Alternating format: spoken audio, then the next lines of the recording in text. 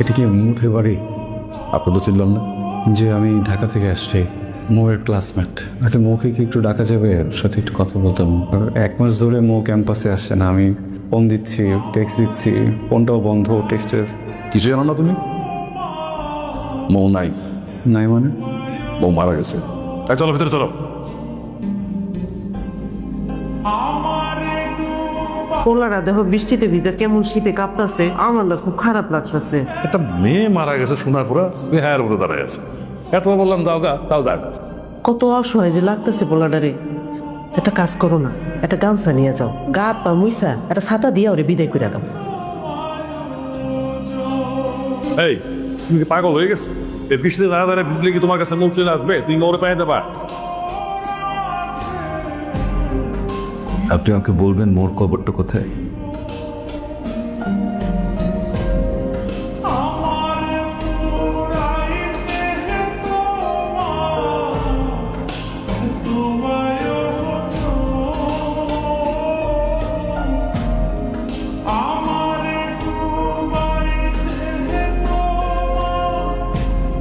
এত ভালোবাসার পরে কেন আমাকে ছেড়ে চলে আসছো তুমি? আমি কি অনেক বড় ভুল কিছু করে ফেলছি?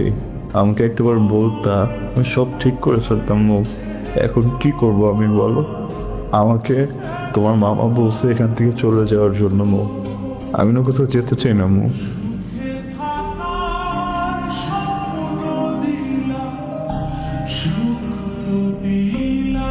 আমি জানতাম তুমি আমাকে পাখি দিয়ে যাবা না। মাহিন, তুমি এখানে কেন আসছো?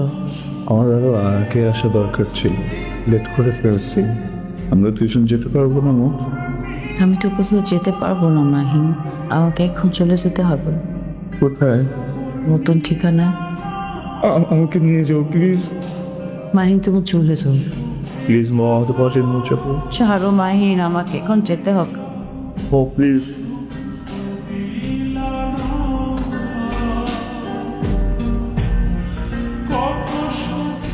এটা কোনো কথা হইবে রে বাবা? কালকে জ্বরে কাঁপতেছিলা, বেহুশের মতো পড়েছিলা, তাই ঘরে এনে কাপড় চোপড় বন্ধে শুতে দিছি। আর আমি বুঝে যাইবে না? আর তুমি তো কালকে বেশ হওয়ার মতো কাপড় উপর পরেছিলা। আল্লাহ আমার উপর রহমত করছে যে এলাকার কেউ দেখে নাই। দেখো বাবা, আমার ঘরে একটা মেয়ে আছে বাবা। গ্রামের কেউ যদি জানে যে তুমি আমার ঘরে থাকো, মান সম্মান থাকবো না বাবা আমার। তুমি যাও গা, তোমার কাছে হাফ জোর করে অনুরোধ করি বাবা, তুমি যাও গা।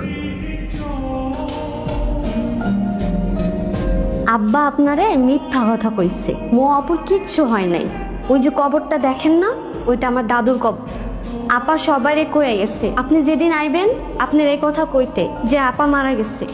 আমাকে তোমার আপার কাছে নিয়ে চল। আব্বা শুনলে আমারই মাইরেই ফেলবে। তুমি যদি আমাকে না নিয়ে যাও, আমি তোমার বাবাকে সব কিছু বলে দিব যে তুমি আমাকে তোমার আপার কথা বলেছ। আচ্ছা ঠিক আছে, আপনার আমি লইয়া যাবো, কিন্তু এখন না, মাগরিবের পরে। আরশিফ, তুই এখানে কি করতেছিস? আমারে মাফ করে দিও।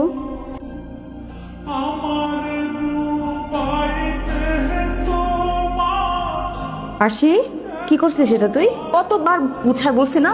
কি বলছি আর কি করলি? কেন করছো? আমি এখন এগুলো কথা বলার সময় নেই, তুমি যাও এখান থেকে, যাও। আমার তো কিছু কথা ছিল। কোনো কথা হবে না এখানে মাহিন, তুমি এখান থেকে চলে যাও প্লিজ। একটা প্রশ্ন। ঠিক আছে, থাকো।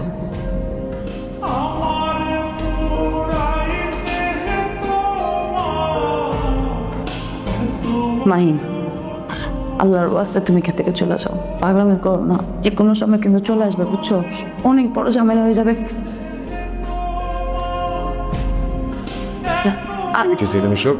আপনি শোনেন, আমি বলতে চাইছিলাম কি, বাইরের মানুষ এবার আর আমরা বিদায় করে দিই, ছেড়ে দিই ওরা। তবে আমি ওরা কথা দিতেছি, যদি ও আবার কোনোদিনও আসে তাহলে আমি নিজে ওরা পুলিশের কাছে ধরে দিই। মামা আপনি এটা কি করতেছেন? ওর এত বড় সাহস আমার বাড়িতে ঢুকে আমার বই লাগে যাতা খুশি করবো? ওর এত বড় সাহস কি হলো? কি করলি? ওর গায়ে কোনো হাত দেবেন না। আমার যত খুশি মারেন, কোনো অসুবিধা নেই, কিন্তু ওর গায়ে কোনো হাত দেবেন না। আমার কথা হয়ে তোরে হাত করে কাইটা আমি বাজারে নিয়ে ঝুলাই রাখি। আমার গায়ে হাত তুলতেছে কিসের জন্য? ভুল আমি করছি, অন্যায় যা করার সব আমি করছি, প্রায়শ্চিত্ত আমার করতে হবে। আমি শুনছি এতদিন যে শয়তানটা তোরে অত্যাচার করে, কিন্তু আজকে নিজের চোখে যখন দেখলাম তোরে আর এই বাড়িতে আমি রাখব না। তোরা আমি নিয়ে যাবো, কিন্তু ওরেন উইলে যাবো রে মা। আমি নিয়ে গিয়ে ওকে আমি নিয়ে যাই। আমি ওকে অনেক ভালো রাখবো, অনেক আদরে রাখবো। কোনোদিন এমন কিছু করবো না যেটা তো কষ্ট পায়। কোনোদিন ওর দিকে কড়া চোখে তাকাবো না। মানুষটা তো আমারই, কীভাবে যেন আমার কাছ থেকে অনেক দূরে চলে আসছে। আমার মানুষটাকে আমার কাছে ফিরে দেন না কেউ। ভুল করতেছো বাবা, ভুল করতেছো। এখন আবেগে বলতেছো নিয়ে যাবা, কিন্তু মাইয়া তো আর বিবাহিতা। দুদিন পরে যখন তোমার কথাটা মনে পড়বো, তখন যে তুমিও পশুটার মতো লাগে আচরণ করবো না, তার কি গ্যারান্টি আছে? আপনি ওকে আরও 100টা দিয়ে দেন, আমি তখন ওকে এইভাবেই ভালোবাসবো। আমি না ওকে কোনো স্বার্থে ভালোবাসি নেই। আমি ওকে ভালোবাসি কারণ আমি ওকে ভালোবাসি। ও যেখানে থাকতে চাইবে সেখানে রাখবো আমি ওকে। ওকে ভালো রাখার জন্য যা করতে হয় সব কিছু করবো আমি। আমার প্রথম ভালোবাসা, একবার ওকে হারাইছি, আর একবার ওকে হারাইতে পারবো না আঙ্কেল। আমি যদি ওকে না পাই আমি মনে আর বাঁধবো না আঙ্কেল, প্লিজ। আমি ওকে নিয়ে যাই না আঙ্কেল। ঠিক আছে, এত যখন ওরা ভালোবাসো, যদি ওরা সুখে রাখতে পারো তাহলে যাও, কে যাও। নিয়ে যাও মানে? আমার সিদ্ধান্ত কোনো দাম নাই? আমি কে, আমি কি? আমার বাবা মা ছোটবেলায় মারা গেছে। মামা তুমি আর মামি তোমরা আমার বড় করছো, পড়ালেখা শিখাইছো, ঢাকা শহর পাঠাইছো। ইউনিভার্সিটিতে পড়তে গিয়ে মানুষটা আমাকে ভালোবাসলো। তার ভালোবাসার কথা যখন আমার সামনে পড়লো, আমিও তাকে ভালোবাসতাম, কারণ মানুষটা আসলে ভালো। কিন্তু তার পরিবার আমাকে কোনোদিন মেনে নেয়নি। আমি আমাকে বাধ্য করছে তার কাছ থেকে দূরে চলে আসতে। আসলাম তোমাদের কাছে।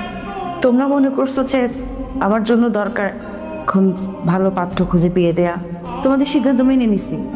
যে মানুষটার সাথে সংসার করলাম, যে মানুষটার সংসারে গেলাম, আর প্রথমেই বুঝায় বললাম আমার একটু স্বাভাবিক হওয়ার জন্য সময় দরকার। সে আমার কথাটা বুঝলো না। সে আমার সিদ্ধান্তে কোনো মূল্য দেয় নেই। তার যখন প্রয়োজন হয়েছে, তার ইচ্ছা, তার আকাঙ্ক্ষা, তার প্রয়োজনটা সে মিটায় নিচ্ছে। এত কোনো সমস্যা নেই। এখন আবার যখন এরকম একটা পরিস্থিতি হলো, তখন তুমি এই মানুষটার কাছে আমাকে তুলে দিতেছো। আমার সিদ্ধান্ত কি কোনো দাম নেই মামা? আমাকে কেউ জিজ্ঞেস করলো না একটাবারও আমি কি চাই। মাহিনা, আমি তোমার ব্যাপারটা বুঝতেছি। আমি বুঝতেছি তুমি কত কষ্টে আছো। আমরা দুজন কোনোদিন এক হওয়ার মতো ছিলাম না। আমি ছোটবেলা থেকে এটাই জানি যে এই মানুষের বিয়ে একবার হবে, সংসার, স্বামী, তার দায়িত্ব, সেগুলো সঠিকভাবে পালন করতে হবে। আমার তো বিয়ে হয়ে গেছে মাহিন, এখন কী করবো বল? আমার স্বামী খারাপ হোক ভালো হোক, আমার সংসার তার সাথেই করতে হবে। আমি সংসারে যখন পা রাখছি, এখান থেকে বের হবে শুধু আমার লাশ। আমি তো জীবিত অবস্থায় আমার স্বামী সংসার দায়িত্ব ছেড়ে তোমার সাথে চলে যেতে পারি না। কোথাও যাচ্ছি না।